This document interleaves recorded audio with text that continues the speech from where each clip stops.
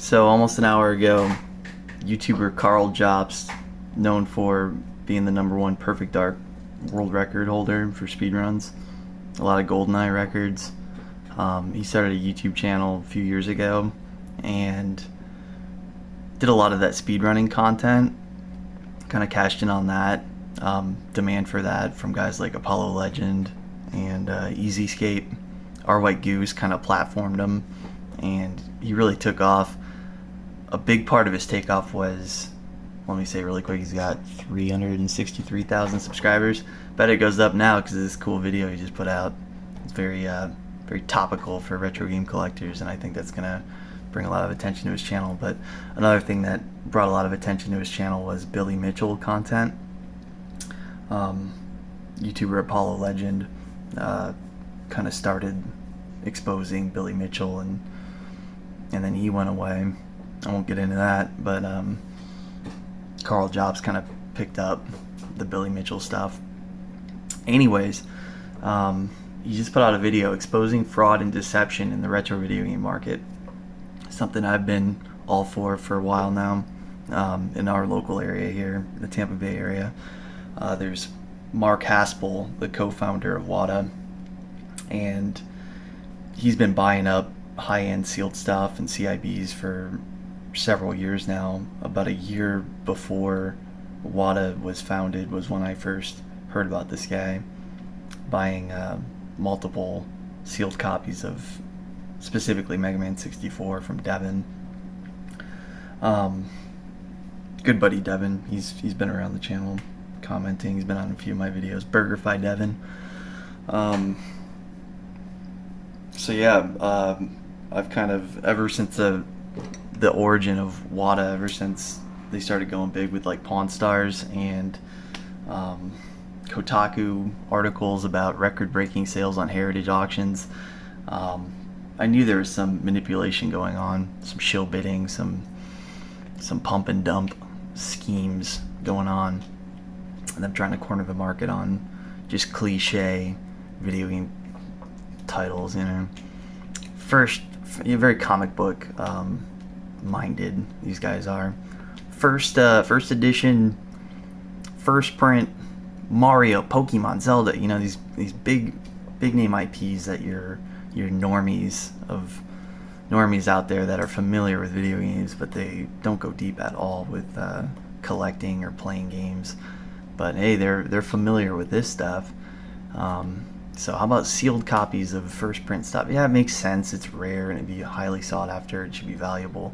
But as a seller of video games for 20 years, like, this stuff does surface and it does sell for 500,000, 2,000, maybe 5,000, maybe 10,000, but not millions. You know, for it to just, I'm going in too deep on a tangent. You know, it's like, sure, WATA established demand for it, but man, were they working hard to.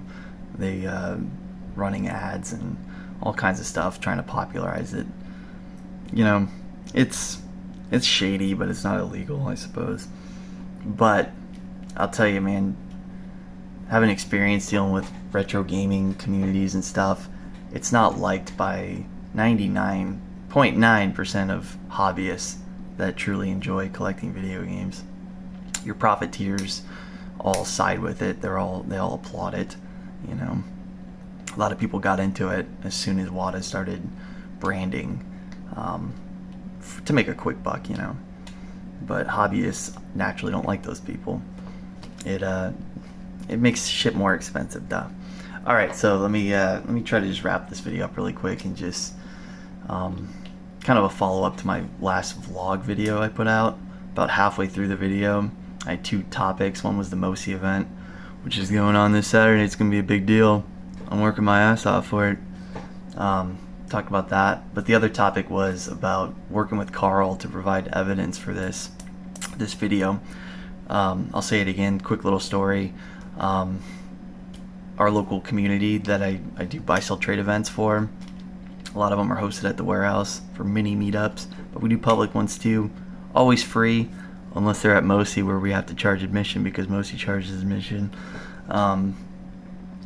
But we do these trade events, and that group is called Tampa Bay Trade Day. You can join it on Facebook if you want. And Tampa Bay Trade Day has a YouTube channel, and I put out videos occasionally when I'm filming at events, mostly to capture cool stuff.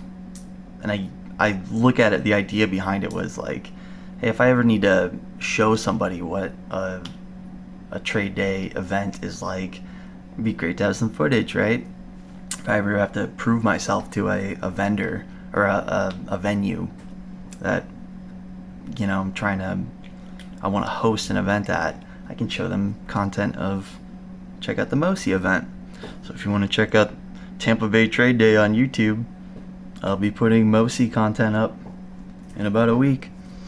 So anyways, I used Tampa Bay Trade Day's YouTube channel to comment on a Pat the NES Punk video about $1.5 million Super Mario 64 sale.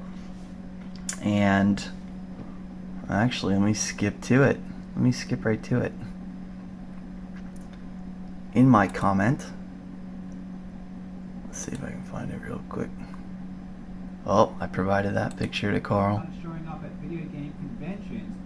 Group chat, warehouse group chat, shout out. Oh, Ryan, my buddy Ryan, gave me that screenshot. Thanks, Ryan. Fuck you, Mark. Eat shit, Mark.